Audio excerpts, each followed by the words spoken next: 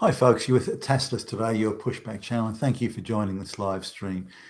In this essay, I'd like to talk about politicians serving in the United States Senate and Federal Senate and House of Representatives, and how many of them would have been serving as politicians who would remember the days before the globalists took over.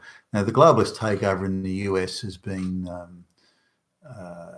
I think 30 to 35 years ago, the globalists had pretty much were in control. There was still some sovereignty, the powers of the president, that sort of thing. But really, the globalists were pretty much deciding how things would be done, and certainly the longer term plans and objectives. And by the early 90s, there was little, if any, sovereignty left in the United States. The globalists wanted to get the United States first, so other countries, such as Australia, were spared for a little bit longer, only because the globalists didn't want to move on Australia until they'd got the US all sewn up. But if we look at the time that people in the US Senate and House of Representatives served, we're only looking at about 10, maybe 11 politicians or maybe 15, say, in total. So 10 in the House of Representatives and 5 in the Senate, who would remember, who were serving members in the days when America was a sovereign nation and not controlled by the globalists. And so there's not many of them left, and say in another 5 years or so, that there won't be any left. That everyone serving in the American government, federal government, will be a creature of the globalist controlled landscape. And that's a bit of a worry, but maybe not. If we look at the people who led the revolutions against communism in Eastern Europe and in the Soviet Union, very few of them, in fact, I don't think any of them were alive some in Eastern Europe maybe, but certainly in Russia, none of them were alive when before the Bolsheviks, the communist Soviet Bolsheviks, took over, and yet those people were among the biggest enemies of communism. They saw its failures, and certainly in Eastern Europe, they'd known nothing but communism for 40 years, more than 40 years. So you really, to remember the pre-communist days, you had to be over the age of 50. And even those days would have been, you'd have had 5 years of, say, Nazi occupation, that sort of thing, then the Great Depression before that. So it was, people wouldn't have remembered buoyant, vibrant days beforehand. They were casting off communism without really knowing or understanding where they were heading, just knowing that what they had there was not working out so well. So anyway, came back to the politicians. Maybe it's not the end of the world when we lose everybody who remembers the pre-globalist days, but nonetheless, if you look at the politicians who do remember the pre-globalist days, including Chuck Schumer and Nancy Pelosi, they're two of the most ardent, fanatical, the keenest, the zealots supporting globalization and supporting all the measures that are forcing the globalist project on the American citizenry. Both of them are more than absolutely carefree about taking away legal rights, crushing opposition to globalization, crushing any opposition to the globalist project, going out of their way to do it, telling the most terrible lies on TV, and making the most absurd and ridiculous speeches about insurrections and so on. You'd have to think they're fucking mad, some of the crap they come out with. But nonetheless, you know that they know better. So why are they doing this? Because they would remember that they have actually been serving politicians, federal politicians, as America has lost its sovereignty to the globalists, and yet they outwardly at least seem to be fine with it. They're okay with that. So why is that? Now, there can't be that many reasons. Either they do genuinely believe that globalization is the wonderful answer to things. I doubt that somehow, given that they would have been young young politically active people that wanted to get into politics, maybe to make a difference, certainly to represent their constituents and improve their lives and improve their standard of living and so on. Now they've gone completely the opposite direction. They are aggressively presiding over a reduced standard of living, loss of jobs, a loss of future, loss of all the free and fair elections, due legal process, the rule of law, all of these things. They're aggressively trying to break them all down, obviously to serve their globalist masters. So how is that? Now, we can assume a number of things. They're both reasonably well-to-do, so I can't imagine it's money. Maybe it's a very well-paid job for their relatives and so on. Perhaps that's something, so a form of bribery. But I can't imagine money being given to them in isolation would be a thing. They seem to be doing all right, but maybe there's never enough. Maybe the money does sort of mean something to them. Again, I wouldn't put that as the most likely reason, but it could be. The next one is that they've been in politics a long time. They've probably had to do some dirty backroom deals.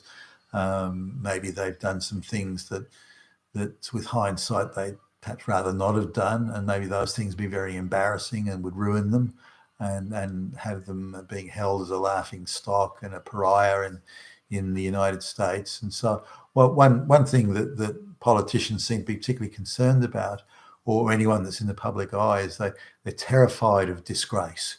That's something that really, really scares them. So we can put that as a plausible thing, that they've done things in the past that would have them being put into a state of disgrace if it was discovered, and maybe the globalists saying, well, if you don't do what we want, we're going to make sure the media pumps out these stories in lurid detail. It'll be on every front page and every 6 o'clock news bulletin and so on. So oh, gee, I don't want that. Maybe they're hoping their kids following their footsteps also become politicians. Maybe that would all get blown up if these things.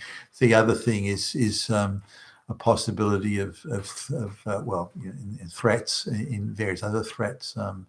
Maybe somebody's grandson or granddaughter's at college, and there's a quiet call saying, "Look, your grandson at college, how's he doing? Yeah, look, do this for us, because if you don't, there'll be a few kilos of white powder. A few pounds of white powder will be found in his locker room in the college. Naturally, the police will have a warrant just in time to find it, and I think, last time I looked at the laws from so-and-so, that's going to be 25 years in the slammer. But look, we don't need to worry about that. Just vote this way, or introduce this bill to the House. Make sure your colleagues vote for it, and I'm sure there won't be a problem. So you can have things like that. I mean, it's crap you see in movies and so on. But I can't imagine it's too far from there's only a number of ways you can exercise threat and power in that context, and so that would be one possibility.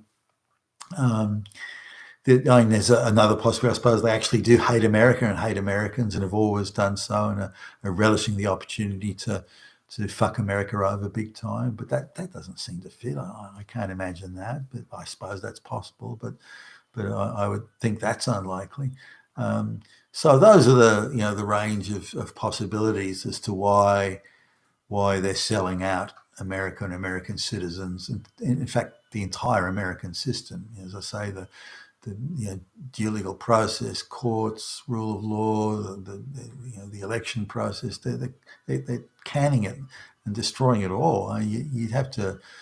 I mean, is there any amount of money or any threat that's actually worth doing that? I don't know. It seems like they're very casually selling America out for whatever the reason. And I don't understand why they would do that. But it's interesting that the people who have been the longest in the political, in the federal government in Washington, people who've been there the longest, are some of its most eager exponents of destroying everything. And I don't know why. Maybe in the comments below you can add some thoughts to this, but it seems odd, and it seems a terrible thing that somebody would be moved sell out their country and their fellow citizens and everything that they would have once believed in, what is worth that price? It seems strange to me. But it's not hardly unique to the United States. Politicians in Britain are falling over themselves to sell out the country. In fact, they can't sell it out quick enough, and they're enjoying every minute of it from the looks of it. Some of them are. No one's fighting back. Same in Australia.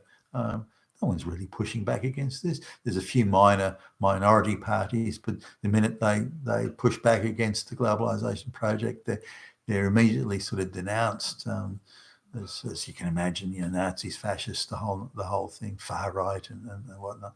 So there's really no pushback to the globalist project. They've succeeded in corrupting every West, or other than again a few in the minor parties, every Western politician. It's incredible that they've been so successful at doing this, and in Australia too, and Britain as well. That some of the longest serving politicians are amongst the keenest.